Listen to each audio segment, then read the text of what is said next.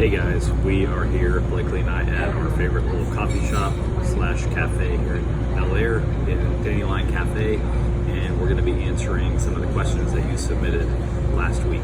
So here we go. Okay guys, our first question comes from Brett E. He asked for thoughts on carb cycling.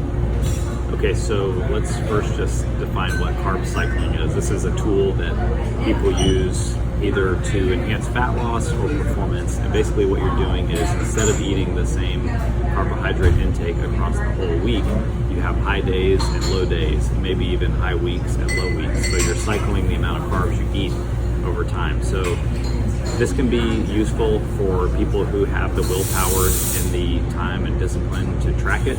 So for most people, that's going to be a no, but it can be useful. So some of the ways people do it is they will schedule their carbs around their high training days and their lower carb around their rest days.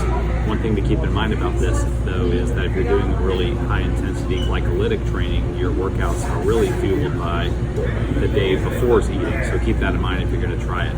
For the general person, though, it's a little bit complicated, and you're probably not going to see a lot of difference in fat loss or performance. So I would just keep a linear intake on your carbohydrates.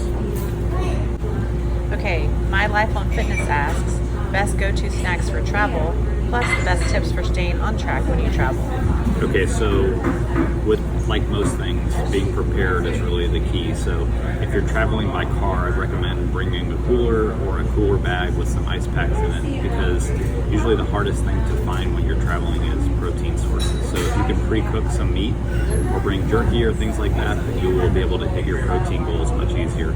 The other thing I find with travel is people easily get dehydrated, so make sure you bring enough water with you or something that has some electrolytes in it so you don't end up dehydrated and get extra hungry because of that. If you're traveling by plane, you're probably going to have to resort to things like protein bars and eat fruit. I would look at like high fiber fruits because they're more filling, things like apples and berries. But at the end of the day, it's really about thinking ahead and preparing so you don't have to go get something at the store at the airport. And as far as like vacation goes on a whole, really the thing that you should focus on is your overall calories for the day and hitting your protein goal. Don't worry so much about hitting the exact carbohydrate and fat numbers. If you're trying to lose weight, your total energy balance is really the thing that makes a difference. So focus on your calories and hitting your protein. All right, My New Norm asks, when is it optimal to do cardio, before or after lifting, or on a different day than lifting? She is lifting 6 days per week. Okay, so I can assume that if you're lifting 6 days per week, then that's your priority. So with that being said, I would put the cardio at the end of your lifting so that you can still prioritize your lifting. You're going to burn up a lot of your energy doing the lifting, so I'd rather save your cardio for the end when your performance is already decreased. As far as putting your cardio on a whole separate day, since you're already working out 6 days a week lifting, I would just take that 7th day as a complete rest day and not do your conditioning on your rest day. Give yourself that full day of rest. Okay, we have 2 questions from Phil from Houston. Number 1, what brand of training shorts do we like and use? And number 2, is training 2 times in one day, a couple times a week, okay if it's different muscle groups?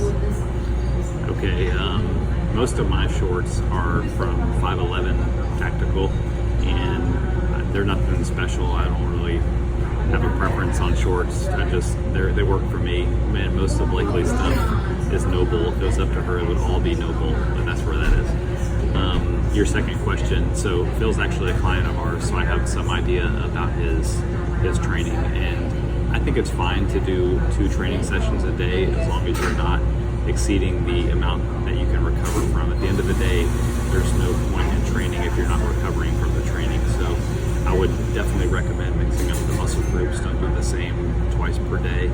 And I would make sure that as part of your whole training program that you're not overtraining. You need to look at how much you're able to rest and how much fatigue you're getting in each muscle group over the course of the week.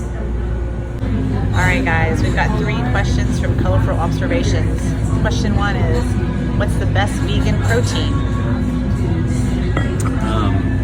I don't know if there's a best vegan protein. The thing about protein is its amino acid content. So as a vegan, you're going to have a harder time than somebody who eats meat getting protein sources that have a complete amino acid profile.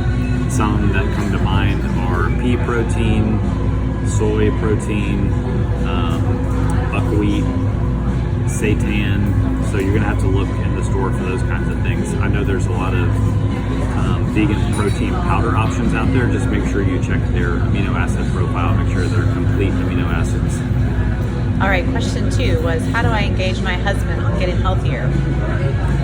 I think the best thing to do is really just lead by example. You know, people don't really like to be told what to do, so do the best that you can do for yourself and just be a good role model for him.